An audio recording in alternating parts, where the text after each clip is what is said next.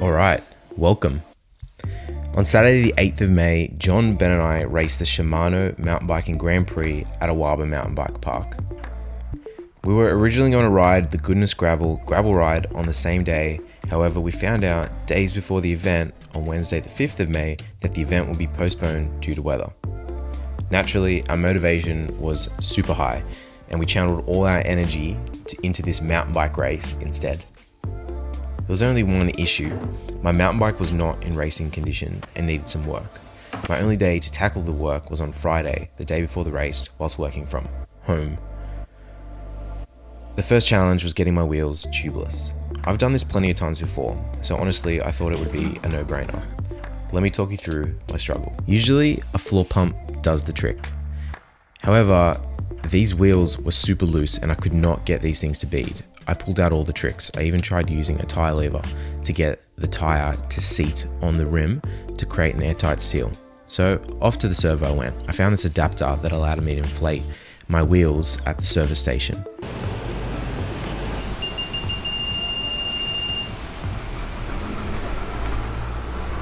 This bloody thing won't bead. Have a look at this.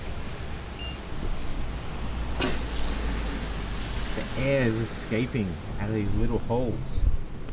Little washers that go in the valve, they stop the air leaking out. But basically, I just need to get a new washer. The washer's cracked, so the air's leaking out. Oh, mate, what a headache. Nice and seated, she's good. But the air is leaking out of this valve, so it's rubbish. So new valves and we should be right. That's never happened to me before. So anyway, off to the bike store I go. 50 bucks later, I buy some new valves and I'm thinking, man, these are nice valves. They're a bit pricey, but I wanted that certainty because it's the day before the race. So back to the servo I go. I start the whole process of inflating the tire again with new sealant in the actual tire itself. And then what happens?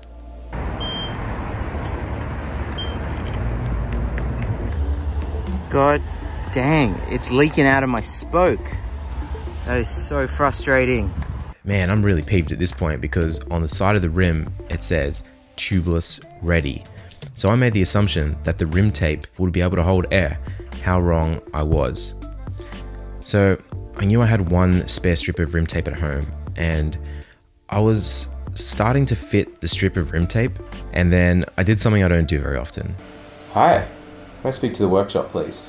Yeah, so I need my mountain bike wheels to become tubeless. I dropped my wheels off at the bike store and then I'm going back home to solve the next issue. My handlebars. My handlebars are 80 centimeters wide. 80 centimeter wide bars do not pass through trees. Now, John, he's an excellent mountain bike racer. He wins a lot of mountain bike races. His bars are 72 centimeters. So you guessed it, my bars are going to be cut down to 72 centimeters. Hacksaw blades? Well, I was out of those too. So a quick trip to Bunnings, $7.65 later, and I have two new hacksaw blades that were perfect for slicing through the 3 to 6 millimeter metal that are my handlebars.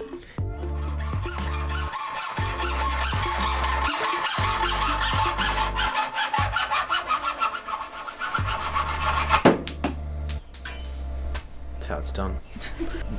These blades are so new and fresh. It's so nice to work with stuff that works. Everything else in this garage is like 100 years old. Yeah, I know.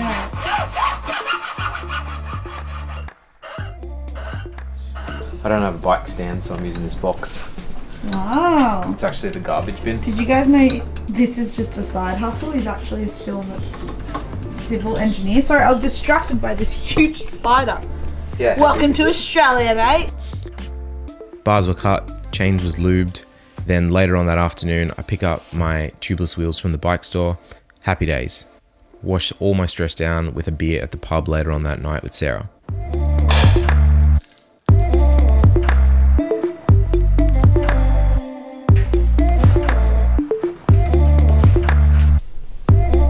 It's about 6 AM. I'm just waiting for the guys to arrive. Come pick me up.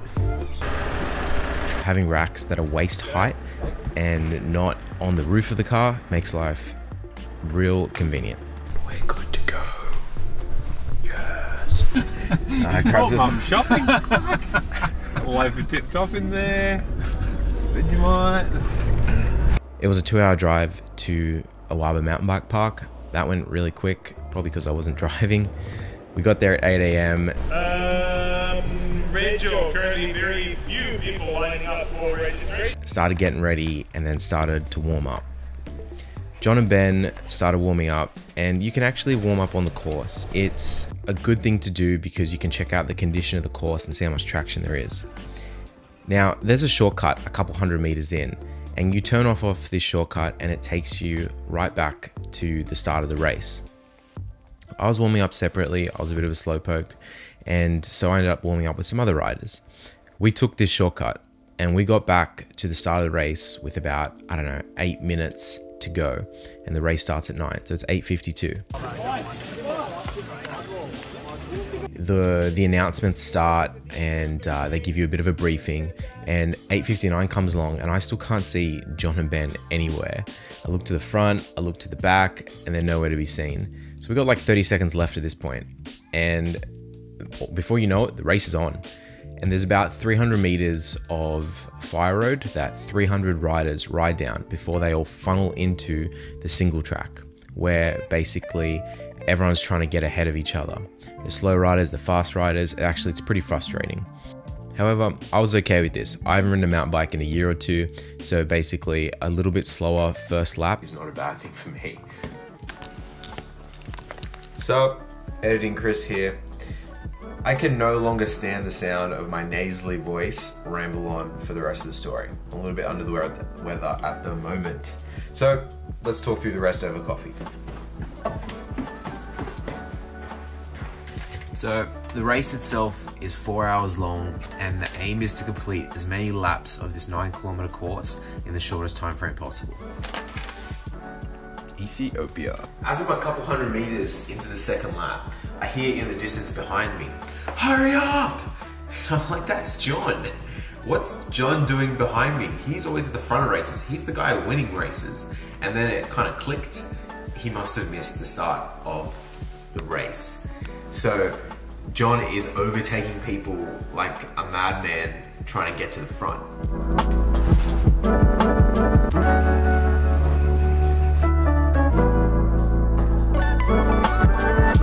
Knowing that John is coming for me like a madman, it puts me on edge.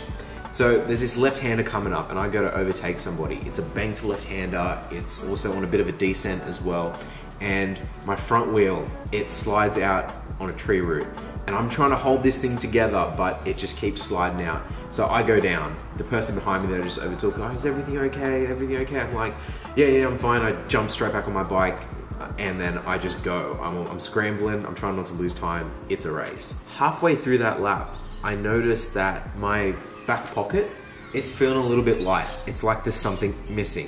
I reach around, I have a feel, and my phone is missing. Crap. It puts me in a mild state of panic. You're probably thinking, why do you need your phone in a mountain bike race, you dingus? You're not here to make calls, you're here to race bikes.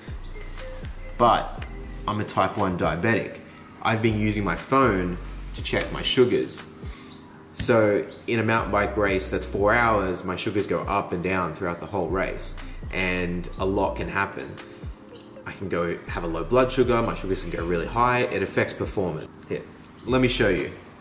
I open this app called Freestyle, and I just scan it over the sensor in my arm, and then boom, tells me my sugars. Yeah, I'm a bit high right now. Anyway, my phone is the only way I can check sugars during the race. So over the next 15 minutes, I kind of think to myself, what can I do?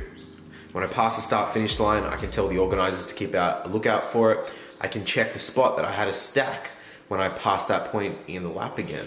I can go back to the car, I can use my backup sugar checker, or I can just ride off feel. Don't even worry about checking my sugars and just risk having a high or low blood sugar that may affect performance during the race.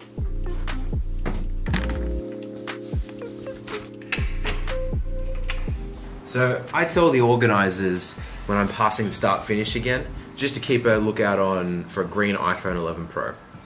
Then a couple hundred meters into the third lap where I stacked it, I noticed something out of my peripherals, and it's something shiny and it's off to the left, it's in the bushes. So immediately my instinct is I'm just gonna slam on the brakes. So I slam on the brakes, I jump off my bike, I investigate, and this shiny thing that's shining out of the bushes is my flippin' phone screen.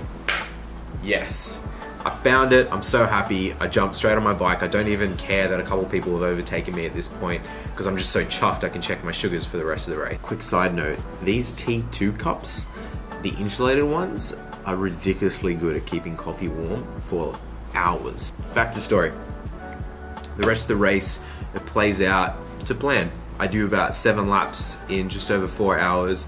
John does 8 because he's a meat axe. I haven't ridden a mountain bike in a while, so the last 2 laps were incredibly painful. My back, my arms, even my wrists were just fully jarred from all the bumps and just, I'm not used to the positioning on the mountain bike. I'm going to do a bit of a segue, Martin. The fundraiser we're doing today. Ladies and gentlemen, the fastest female on the course is... No. I shouldn't get the scented ones because they just make it sting even more. Baby wipe? Yeah, can you just wipe it on that piece? Can you put it on the red? Can you know? Yeah, they're scented too. It'll burn. Will it? Not as much as the race did. Oh. That's just New Zealander grit right there. You're a true. Oh, you full rubbed it too. I'm not game enough. New Zealanders are savages. As they say. Cheers, Ben. Ben is a legend and drove us all the way home. On the way home, we stopped at Macca's. The burgers went down an absolute treat. Then we had a couple gins at John's place and just debriefed, had a bit of a laugh. If you didn't already know, John won the overall of the race. He went from last place to first place within 3 laps. So impressive. From near on 200th, someone told me I was in 93rd after the first lap. And then after the second lap, I got down to 36th. And then I was in first by the end of the 3rd lap, I think. Yeah, just mowed them down. Yeah, they knew that we were coming. Because his mum was there and he's like, when we were getting close, I could hear the mum yelling, "They're coming! They're coming!" I am fucking coming in hot. I actually missed my podium photo. So I stole Ben's photo instead. Like they were starting to do the podiums and I'm like, they fucking called Chris's name out. I'm like, Chris, they've called you to the podium, mate. And Chris is like, fake news, they're not really. And then Chris and I, so Chris and I then wander up and then they call out Ben and I'm like, Chris, it's your moment, mate, on you go. And then Ben walks up and he's like, wow, I look really short on that podium. That's so funny. So. That is so good. Yeah. Thanks for watching, guys. I had a blast making this video. It is a little bit different to what I usually make. And if you liked it, let me know. Let's start a conversation. I'll catch you guys in the next one.